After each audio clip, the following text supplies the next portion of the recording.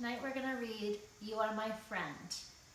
Words by Amy Reed, pictures by Matt Phelan. It's a story of Mr. Rogers and his neighborhood.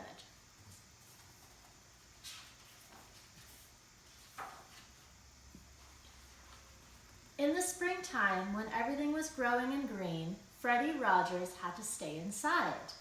Flowers made him sniffle, plants made him sneeze. Freddie had allergies. Freddie had other illnesses too. He spent many days in bed. Sometimes he had to stay inside for weeks at a time. Being sick made it hard to make friends. Often, when Freddie felt sad or mad, lonely or scared, he kept his feelings inside, but he wanted someone to know how he felt. Freddie found that he could talk about his feelings with puppets. He gathered them around him on his bed. That way, it seemed as though he was with a whole group of friends. When Freddie went to school, sometimes he was bullied. Neighborhood boys yelled mean words at him as they chased him down the street. Grown-ups told Freddie to pretend the mean words didn't hurt him, but they did. Hiding his feelings didn't work. They just grew stronger. Sometimes, when he was all alone, Freddie cried. Freddie found it difficult to speak about his feelings, but he learned he could express them on the piano. If he was angry, he played loud, low notes that sounded like thunder. If he played high, sweet notes for happiness. Freddie felt better after he shared his feelings through his music. Freddie's mother gave him a way to deal with his worried feelings. She told him to look for people who were helping. Freddie began to look for helpers right in his own neighborhood. He liked to visit Mama Belle Frampton.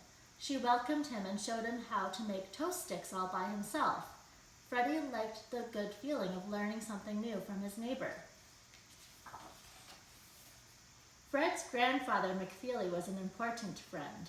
Fred loved to visit his grandparents' farm with its big stone wall. One day, Fred went into the room where all the adults were talking. No one looked his way. Fred asked if he could walk on the big stone wall. Then everyone looked his way. Most of the grown-ups said, "No, you might get hurt."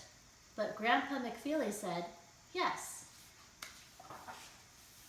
Fred climbed and walked and then even ran on the wall.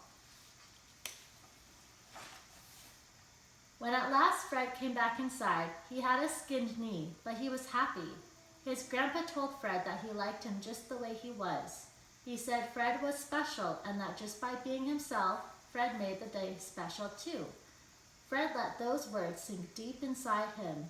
As he thought about them, he felt braver.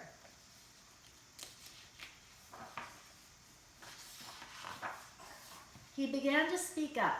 He tried new things. And he reached out and made friends, even with people who weren't like him.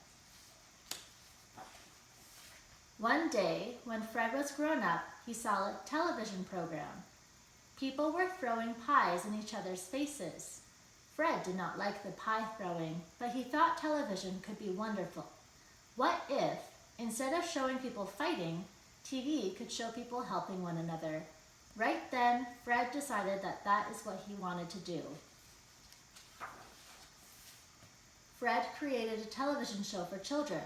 He remembered all of the people who had helped him when he was growing up. He thought of his neighbor, Mama Belle Frampton, who was always glad to see him. He wanted to share that good feeling with children everywhere. Fred wrote a happy, welcoming sing-along at the beginning of each show. He called his program Mr. Rogers' Neighborhood, and he called the people who watched it his neighbors.